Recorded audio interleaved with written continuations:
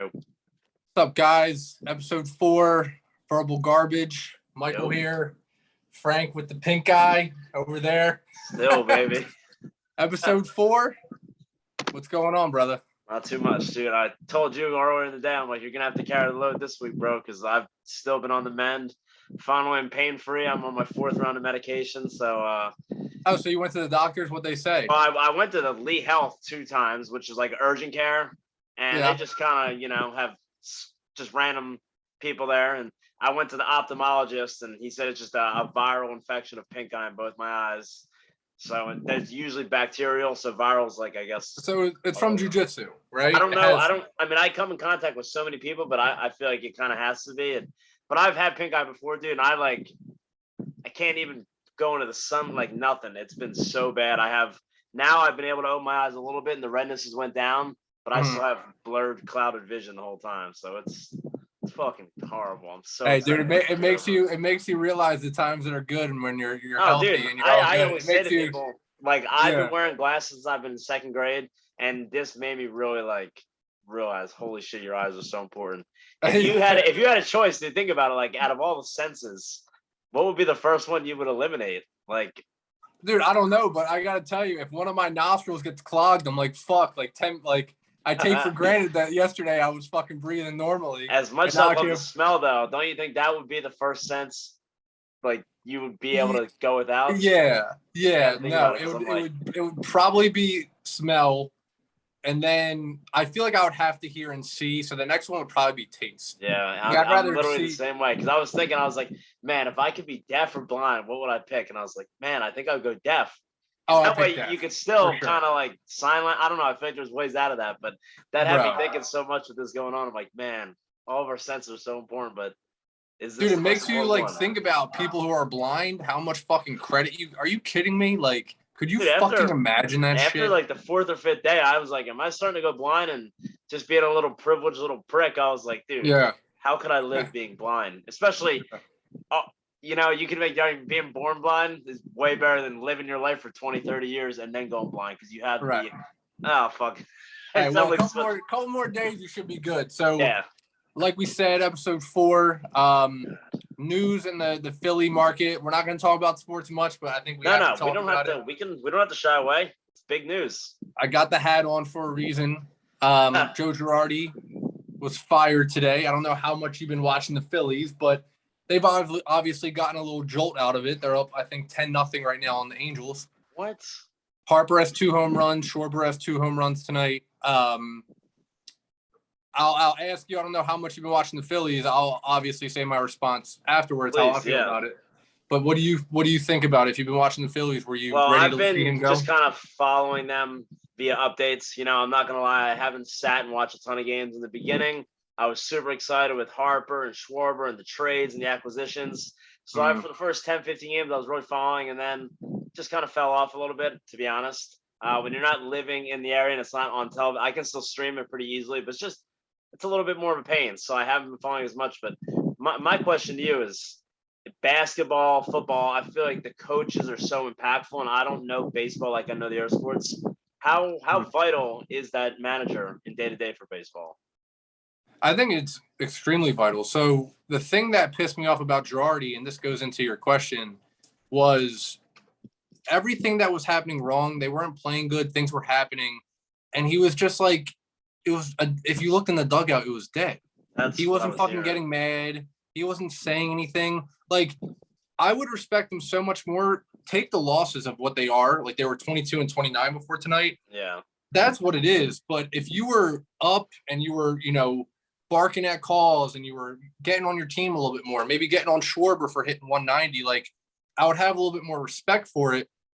So I want a guy basically who is going to be that fiery guy. I want a guy who, like, obviously you can't coach really that way anymore because these guys are fucking pussies. I was just going to ask you about that. Like, college, you can still kind of get away with that, that ragtag mentality, not bullying people around, but kind of push them around. And, people like, I know it's a different sport, but Tom Coughlin, he had that kind of mentality and that kind of coaching style. And he almost seemed like he got pushed out of the league because, like you said, the players are just a little more sensitive now. So does that style really work these days? You got these guys making, like Harper.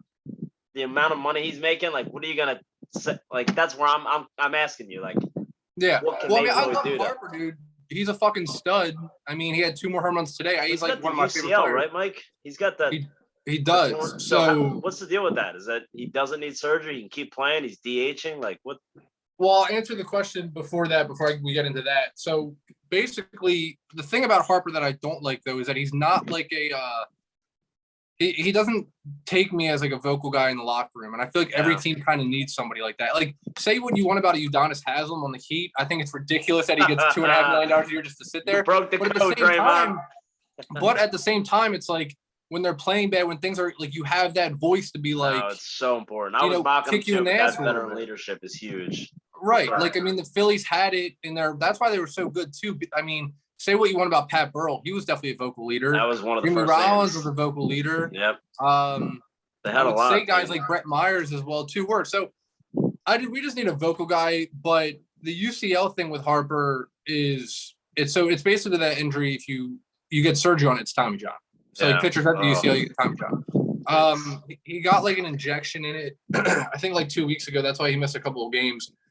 And they're seeing if it's just going to heal on its own. My whole thing with it is if he's healthy and he can play and he can eventually get out in the field, I'm all for it. Let's try to go win a playoff spot this year, the 3rd wild card spot. But if you're not, I would shut him down around the All-Star break, let him get the surgery, because then he's going to be out all next year if you don't. That's what I was wondering right away, because they've recently instituted. Is this the first year where DH is active in the NL? First year. So I guess that's what's played into their mind, is he's not playing defense, he's just playing DL or DH with us. He's just DHing, yeah. So we'll see, man. I don't know. I mean, going back to the whole Girardi thing, I think that's what got him fired. Just if he had some life and he showed some fucking emotion. Like, there was one time he got ejected, I think, this year, and I was like, yes, we need that. But you watch teams like the Yankees with Aaron Boone, or you watch teams like I'm trying to think who else, like this, even the Reds with David Bell, or I'm trying to think of other fucking coaches, the A's, Bob Melvin, and all these coaches, like they're so fiery and they're always barking and they're always like into the game. And like, say what you want about it, it might not mean much, but if I'm a player, I see that and I'm like, fuck yeah, like I want to fucking go win for this guy, you know? Sure. Yeah. So we'll see what they do. What's the direction now? They have someone they promoted obviously within for the rest of the season. Now, do you think that guy can push them over the edge and get them playing above 500 baseball to make that playoff push, like you mentioned? So that's the interim guy, is this Rob Thompson guy. I think he was the bench coach the last couple of years. Hold on one second. Yeah. And this dead air is brought to you by Hello Tushy.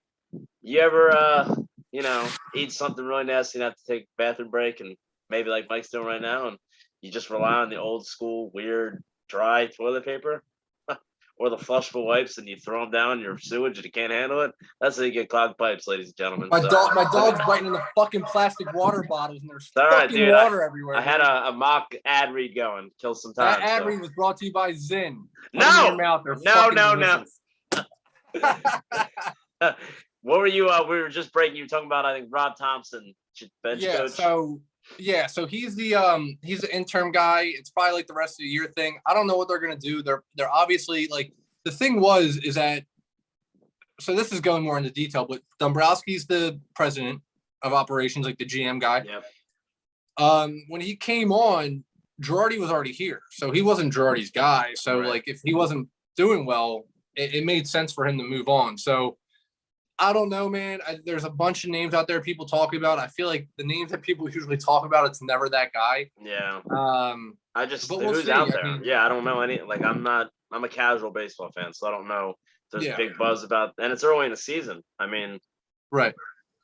I'll end the Phillies talk here, but it's not going to fix everything. But I think it was a good first step that needed to happen. You give your team kind of a jolt. I mean, they were showing videos of Harper in the dugout, like, during this whole stretch and shit. And I don't know if it was just me and I was just like, seeing it or whatever, but he was like, you could tell he was pissed off. Like, what the fuck are we doing? You know, yeah, you can't have your best guy in the locker room looking like that. That just gets everyone dejected. It's just contagious. Yeah. Yeesh. So we'll see what happens from there. But, that was Phillies talk. brought to you by Verbal Garbage. Hey man, go like and subscribe. Like I said, we don't have to shy away from the sports stuff, but I don't know how many that was sports fans. Hey, no, I'll do it. Like it's topical. If there's something that we like today, that was huge news. It came up so early in the season for a team that we both follow, especially you. So it's kind of unavoidable. And like I was telling you, like this week I was trying to think. I was like, man, what am I like? Not that I have interaction each week that lead to a full conversation, but like I'm a kind of a homebody as it is. But when you're dealing with the thing I've been dealing with, like I went to the gym the last 2 days and going to the car, like I literally have to shut my eyes and go like this just because of the sunlight. And I'm going early in the morning, because I still haven't been working. So I should be back Monday, but it's been so fucking annoying. And I hate having to talk about it, but it's like I've never been so affected by something where I'm having so much trouble seeing. Like when I was at the eye doctor, he was putting a little like thing in my eye, just like a little light to kind of look around. And right when he did that, dude, like all these probably 5, 6, 7 streams of tears flew out of my eye. Like it's just bananas. Yeah. So what's your days consisting of right now? Just smoking some fucking brisket and shit? I haven't been smoking much. Just been watching as much TV as I can, laying around. I've been watching We Own the City. You hear that on HBO?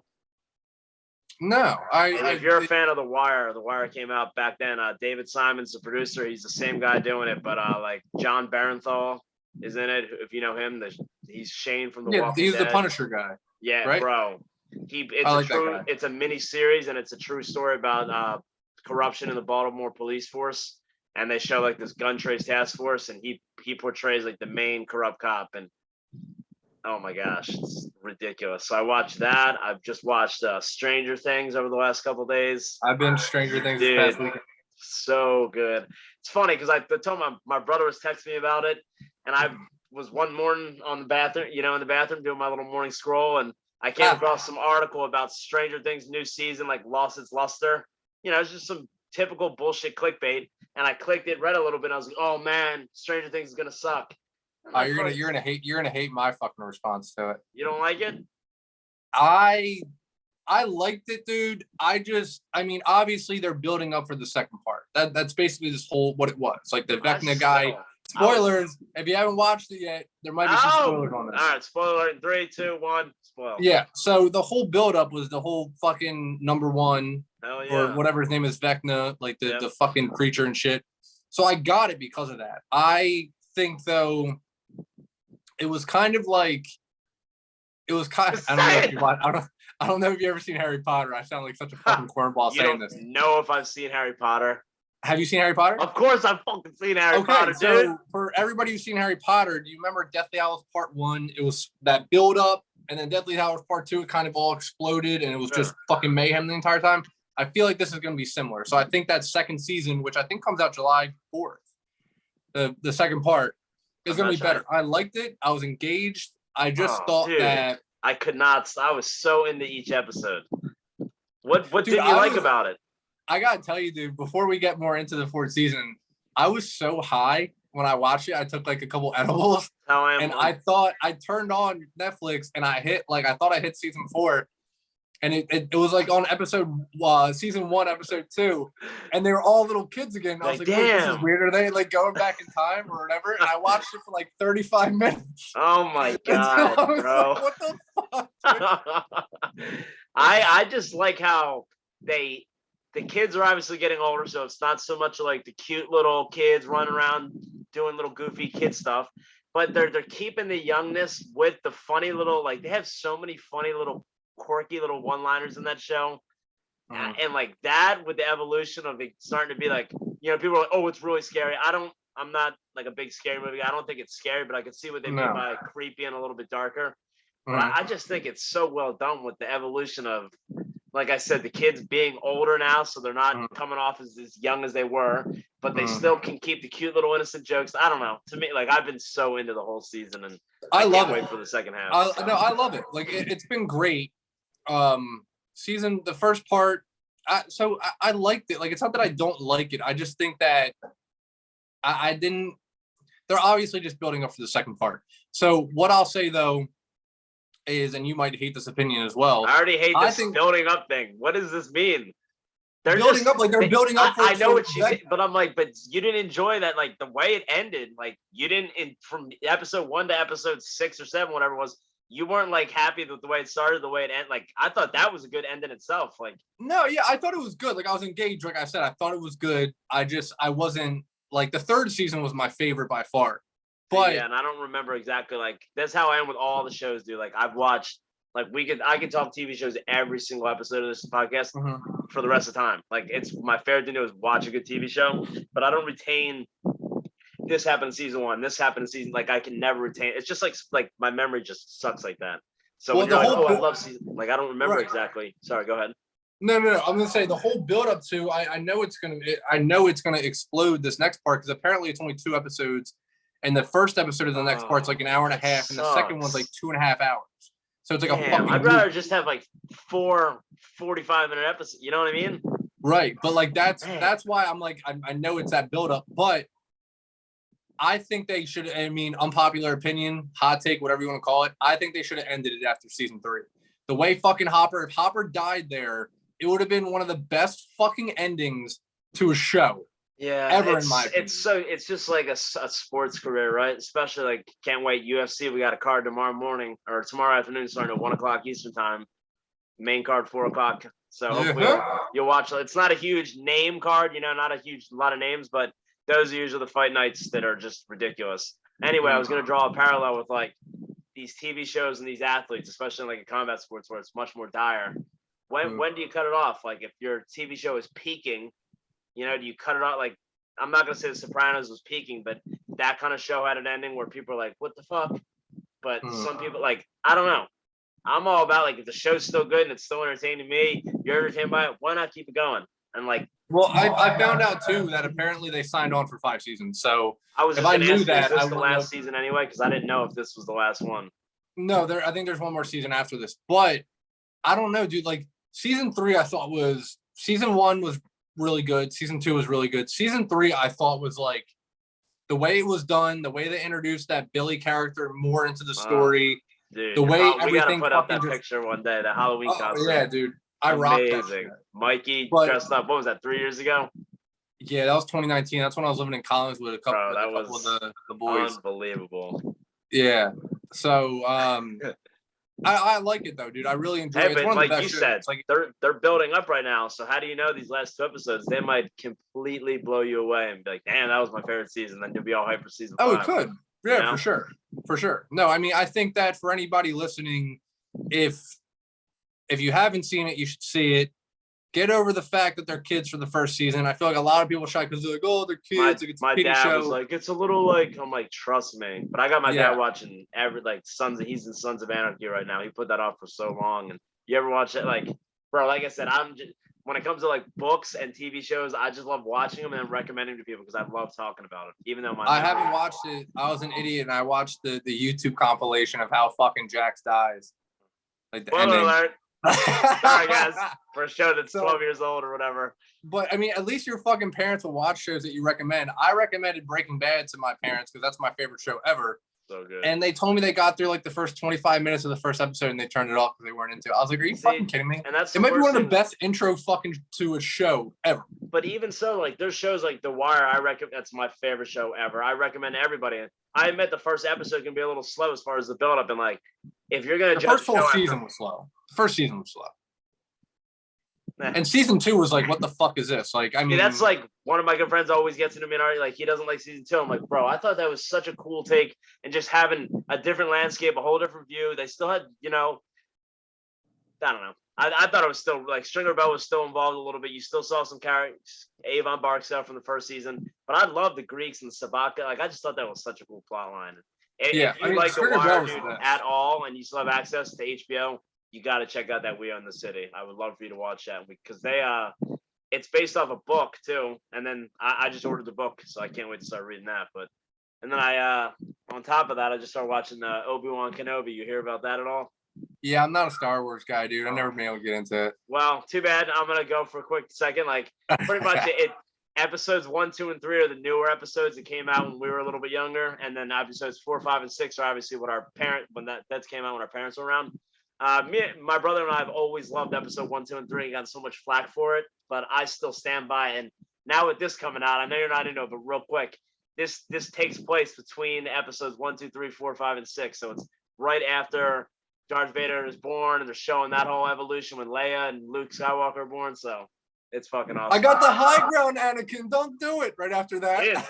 Wait, the whole like they're doing a previously on for the first episode, even though there was no prior season to it, and it just recapped all of episode 1, 2, and 3 from Star Wars, and I was like, oh my god, how do people not love this shit?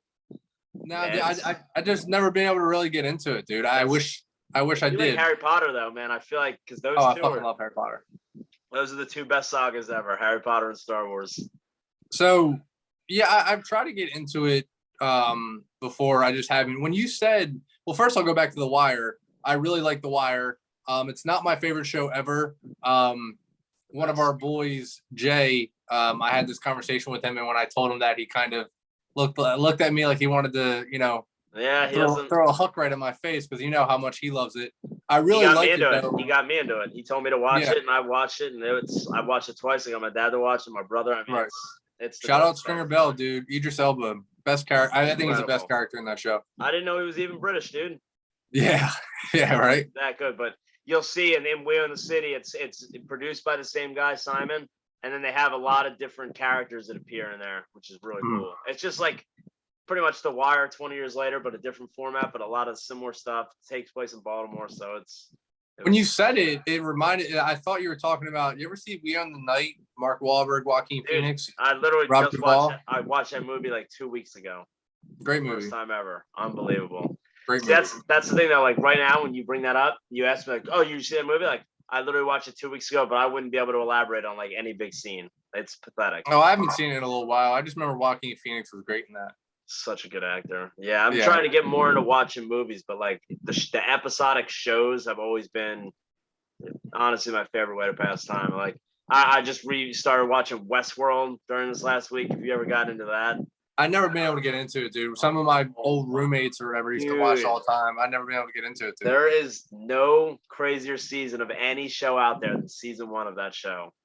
I'm telling you. I heard there's just so much going on. It's kind of hard to follow. It's a little hard to follow, but you're intelligent. I know you could handle it. It is just such a mind fuck, dude. Oh man, yeah. I hate always trying to say, "Oh, good, watch this." Like I know how time consuming watching. Keep talking. Hold on one second. Hold on. Problem. Keep talking. No, I get it.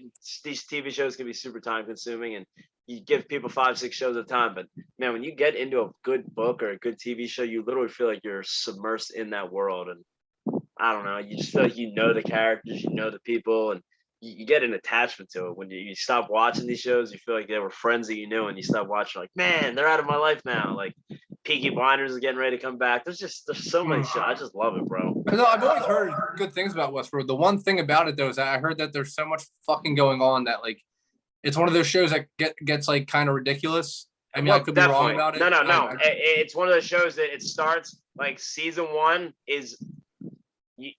I can't even tell you, but like it goes downhill. Season 2, just like Homeland. Homeland had an amazing arc, and then it started going downhill, going downhill. That's the American soldier that became like a terrorist, right? Bro, the first like 2 or 3 seasons of that were fucking insane, and then it just kind of got like this other girl became the star of the show, and just she got out of every situation. It was just got so unbelievable at a certain point. Well, talk about favorite. I think my favorite season. You said that was the craziest season of a show. Trust, dude. My favorite season of a show ever, and I don't know how many people will agree with me. I'm sure there's a lot. True Detective season 1. Oh my god, phenomenal, dude. Phenomenal. Russ Cole, what was his name? Talk about just a special show. Well, what was that episode when Matthew McConaughey went undercover with that biker gang and like went to that neighborhood? Mm-hmm. That was one of the most intense episodes of a show, like truly, and holy shit. Yeah, I mean, it was just great. I mean, him and Woody Harrelson were great together. Woody Harrelson was great in that show, and I always forget the girl's name. I remember. Yeah, she was in which is actually a pretty good movie. It's not. I mean, it's not going to blow you away, but it's actually a pretty good watch on Netflix. Eagle Eye with Shia LaBeouf. Oh, never even heard of that. Pretty good movie. I've been looking I'm for actually a big Shia fan. I know he's gone a little crazy, but I'm a big Shia fan. No, that movie with him and Tom Hardy when they're the bootlegging brothers. What's that Lawless. movie? Oh, dude, that movie's phenomenal. That's with Joel. That's not Joel Egerton. Who the fuck's that other guy? He's in like Zero Dark 30 and shit. I forget his name. Oh, I'm not gonna be able to think of his name right now. Yeah. This is where I wish I had my little Right. my little research device to pull it up. Right. No, but yeah. I wanted to ask you though, what did you watch game 1 NBA Finals? Oh my god, how do we not talk about that? Well, we have to talk about it before we get Great. off. Dude. Yeah, I was talking to Kurt and my one friend Sam from back home. We're all big in the Jersey Shore. They were both sending me pictures. So I had that on my iPad, but I was watching the game, obviously on this big screen with the volume up. And he was like, how are the Celtics looking? I'm like, wait. Hold on. You were watching Jersey Shore? I mean, on my iPad, just like old episodes? Yeah, bro. I can't get enough. What the fuck? Dude. I cannot get. I was just, dude. Our group chat is literally just sending each other screenshots Stop of like the music. different Stop outfits. The booze. That is one of the deepest cuts. No, but so my friend was like, "How are the Celtics looking?" And this was at the end of the first quarter. And I was like, "I mean, they're okay, but the Warriors, like you saw it, Curry hit 6 threes in the first quarter. I don't know how many threes they hit as a team, but it was ridiculous. And by the end of the game, Curry had 7 threes, so he hit 1 3 the rest of the game. I think they were up 14 points at the end of the third. I don't know, but somebody had a conspiracy. Let Curry go off in the first quarter, tire out his shooting arm. I was like, I mean, what the fuck? People come up with the dumbest fucking shit. It's so, yeah. But I don't believe that for a second. But now you got to look at it. I mean, Klay Thompson, incredible shooter still. He can't get around anyone after. I mean, it's an Achilles injury, dude. What could be worse in basketball than an Achilles injury? Curry's obviously going to have to take off a little bit more and do more. And then Draymond, dude, is just absolutely – you can tell he just doesn't want the fucking ball. But, Draymond. dude, at the end of the game, like not at the end of the game, but they were playing Iguodala. I mean, I don't think he's been healthy all playoffs. He's standing out there. I mean, you got him and Draymond Green at the same time. I think it's size, dude. That's the thing. People talk about the death lineup the Warriors have. The Celtics have a little bit more size. So they kind of have to get, like, bigger bodies. Like, Jason Tatum, what's he like? I mean, I think he's at least 6'10" now, 6'9". You know, the reason I don't like to talk about basketball is because I just get so triggered by the Sixers. And think about this, bro. They had Al Horford, a year or 2 years ago. Not only was that a good thing because we thought we were getting an amazing player, but we were taking away him from the Celtics, one of our division rivals. He was so good at locking up Embiid in the post, such a good defender. Comes to our team, nothing. Goes to the Thunder, sits out all year, gets paid a ton of money. And look at this fucking guy now. The thing is with that, no, I'm saying people talk about, like, oh, the Sixers ruined Horford. It just didn't fit. It wasn't a fit. He was I'm not saying they ruined him, but I'm like, if somebody's clearly that good and that talented, I don't want to hear fit. You can find a way to make him work on that team. A part of that's probably Embiid, to be honest with you. Oh, yeah, for sure. And Simmons, dude. Simmons was on the team, too. But there's no way that looking back on it, there's no way. It's a troubling threesome as far as a basketball fit goes. But, dude, look at him now. His defense, his shot making, his passing, his leadership. I mean, it just – I couldn't stop thinking, man. I was like, man, Al Horford was deemed useless the last 2 years. He's a good player. I mean, the only thing I don't fucking really like about him is his sister fucking tweeting about him. Like, she literally tweeted yesterday, you can tell Al wants that MF and ring or whatever. I was like, shut the fuck up, bitch. Like, what the fuck? Like, just mute her, bro. Yeah, well, I'm on Twitter. Like, I don't really follow anybody. I just for news and like updates and shit like that. But I saw it and I was just like, shut the fuck up. But dude, it's the corniest shit ever. But the way the Celtics, man, like Brad Stevens, I thought he was an incredible coach. He steps down. This is his first year stepping down, right? He goes up to president. He's got Udoka, a new coach coming in. I knew Udoka as a player. But you don't have to be it's not a prerequisite. Udoka was on Brett Brown's staff at the Sixers. Yeah, he was. I just knew him from when I watched. He was on the Spurs way back in the day when they had like Thiago Splitter. Mark your clock. 10-minute warning right now. Well, I mean, I'll say, sorry to cut you off, but please. I mean, Udoka's done a great job. Yeah, obviously. He's got the team to the finals. But Brad Stevens definitely has a fucking not maybe the say in the lineups and stuff, but he has like his sprinkled. Oh no, he's a basketball savant. You could almost argue that Brad Stevens is more. I'm not saying he's pulling the strings of X and O's from the top, but Udoka is definitely that fiery motivator who, like Smart said at point blank the other day, that he'll go up and make a turnover and Udoka will be like, "What the fuck are you doing? Get your shit together." And Brad Stevens was the complete opposite approach to that. The X and O approach, drawing up plays, being more methodical. So I think having both of that, like the yin and the yang, man.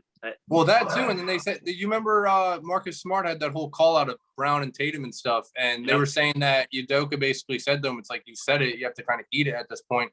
And usually you can look at, I mean, I don't know if you can, for example, teams or whatever, but I'm sure you can go back in history and see that when that happens, usually to teams, it usually doesn't work. It kind of blows up and it usually goes downhill. I mean, it's only made them stronger. They're a great defensive fucking team. They have good bench players, what the Sixers can never fucking seem to find. Like Pritchard.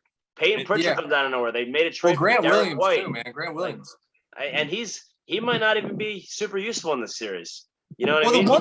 The one thing was they had fucking Pritchard on like Curry at one point in the game for like a while because he took Smart out or whatever. And I was like, how the fuck aren't you attacking him? Like, I would be giving Curry the ball every fucking time. But they were attacking Curry on the other end too, putting him on screens, making him run all over the place. So it's like, how much of the load can that guy carry on offense and defense? Even when he has a huge mismatch like Pritchard on him, if he's exerting so much on the defensive end, can he really make him pay for it? And that's, I think the Warriors, and I'm not trying to overreact after one game, but I think they're in some trouble. I mean, you have a 14-point lead going into the fourth quarter, and you allow a run like that to happen. And that was at home, no less. You know, and Boston got the split. They got exactly what they wanted. But it's really like, I'm not a big Draymond fan. I think he's honestly annoying. He obviously serves a purpose for sure. But it's really crazy because I don't know if I was listening to Simmons or who I was listening to, but they were saying that if you go back 2016 Cavs Warriors finals when LeBron I think came back and won and what or whatever. Was that the same series where they went down 1-0 because of the J.R. Smith? It might have been. I forget what series it was. But basically, it went to the 7 games, and they showed like fucking Draymond had like 32 points in that game. Shot no like way. From 3. I swear to God, yeah. I would never believe that. I would never believe that. Holy. Isn't that crazy? So I don't know. And if you watched that game yesterday, he obviously doesn't want the fucking ball. Oh, dude, he can't shoot. I mean, they're begging him to shoot at this point, and that's why I said when he has him and Iguodala on the floor at the same time, I was like, I get it, the defense, but you can't go 3-on-5. Is the game 2 a must win for the Warriors, you think? 100%. Really? Boston's home crowd is so strong. And what did you say? Like, who's going to have such a better game from the Warriors in game 2 that's going to put them, because you could argue Tatum didn't play that well. I mean, Smart made a couple big shots, but he still wasn't making. Oh, Tatum played terrible. Tatum shot like 17%, dude. He played fucking terrible. And then Brown had a great game, and so did Horford. But I'm like, the Celtics have other pieces that can go off that I don't think is unrealistic. Where the Warriors, I mean, they need Jordan Poole to step up. Poole can go off, but that guy is a sieve on defense. Literally, Pritchard can blow by him at any point. I mean, and that's just like, I feel like the Warriors are going to have to stress a little bit more of defense than what they're usually doing with their vaunted, what are they calling it now? The death pool or I don't know. Death lineup. It's the small lineup. Like that's. Well, I know, but now I think they're calling it like the death pool because it's pools in the lineup, so it's like a new name. You haven't heard of that? No, that's fucking corny as shit. I mean, I think death lineup is fucking corny. Death pool. Hey, fuck that. I didn't create the name, bitch. I'm just relaying the message. Because I think it's the 3 small guys, Curry, Thompson, Poole, and then I think they're doing what? Draymond, and I don't know if they're using Looney or Kuminga. I don't know what the fuck. Well, they need to, dude. Looney's Looney's an X factor in the series. He has to be because the Celtics obviously have the advantage on size. When you think about it too, I'll go into this more. The Warriors were playing teams to get through this whole path. They were playing teams with one superstar, and they kind of coasted. I mean, once Ja Morant went out with Memphis, it was kind of coasted. Luka, and then who was the first series? Denver with Jokic. I mean, say what you want about the Boston Celtics without Middleton. They beat the Bucks, but they got through Durant, they got through the Bucks, and they got through the fucking Heat, which was a fucking kind of a dogfight. So amazing, dude. Incredible. Yeah, so give them credit. I'd hate to see them win. But at the same time, if they do win, it's kind of just tip your cap at that point. I'm just a fan of good basketball, and I'm so much more sick of the Warriors. And I think the Boston Celtics have put together such a good year from all the adversity in the beginning, the new coach, all these different lineup changes, having all the hate on Tatum and Brown, saying they couldn't play together, and putting it all together. So I respect it. And yeah, we're not supposed to like them because we're Sixers fans, but I've always kind of had a little thing for the Celtics. I'll admit it. Question for you: have you ever gone back and looked at the trade that sent Durant, Pierce, and Jason Terry to the Nets from Boston and what they got back, Boston? Durant, Pierce? What do you wait? No. When Boston traded Garnett, Pierce, and Terry to the Nets, No, I for all those what picks. They got Tatum out of that draft. They got Brown out of those picks, and I'm pretty sure they got somebody else. But they basically got Tatum, Brown, and some like other big, maybe not Smart, but somebody that else. is Isn't that ridiculous. insane, dude? Yeah. That's like what I love when Bill Simmons does, like all the sliding door moments or the what ifs, and you look at so many moments in sports history where the trade could have went this way, and it's just Yeah. like the Eagles right now are in a really similar situation where if we can get some of these guys to hit all at once, like this year, man.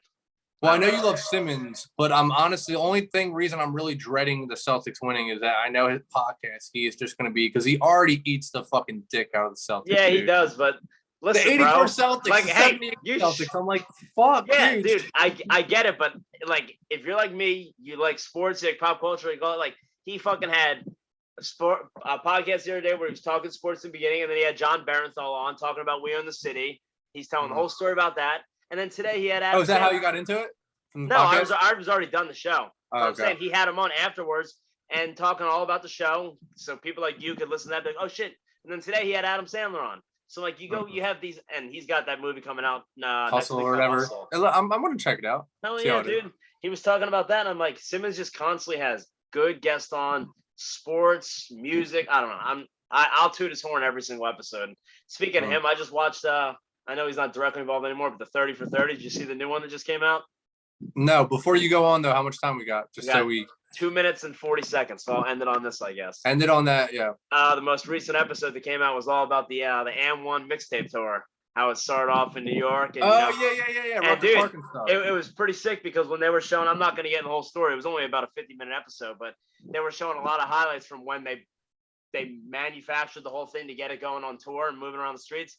And I remember when I was young, my sister and I went to the Wachovia Center back when it was, and we saw that live. I saw that shit live. So it was pretty sick getting to watch the ins and outs and talking about some of the guys that I thought they could have made in the pros. And Ray Alston was like the one guy specifically that made it from there. But I don't know. I just want to get your thoughts on if you ever watched that stuff, you thought it was cool, or what's your take? Yeah, so I'll end it with this. I know who the professor is. I know who that bone collector guy is. It's pretty cool. I don't think I would sit there and actually watch games fully, but a documentary sounds pretty cool. Yeah, I mean, to me, like it's a moving tour thing, and I just liked the dribbling and stuff. And when it was a great show. They had people like rapping on the mic while they were dribbling up. It was fun, and that's what they were showing in the documentaries. Like they were cutting Method Man, Snoop Dogg tracks, all like unreleased to the mixtape. It was just fucking cool. So. Right. Yeah. Well, with that, I'm sure we're breaking down time and it's getting close. Yep. Episode 4, praying for you, dog. Let's go, praying baby. for you with the eyes, bro. We should be all back to full speed. Hopefully next week you're good. I mean, I've been pretty much paying for these last couple of days. Just a lot of blurred vision recently. So hopefully we can stop talking about the fucking pink eye and move on to greener pastures next week. Yeah, check us out, motherfuckers. Oh yeah, we got artwork dropping in the next couple days, so we'll be starting to post that, and we're still working on the Apple Music or getting it on Apple, but it's on Spotify and YouTube now. Thank you guys. Peace, Mikey. See you next week, bro. Yes, sir. Later.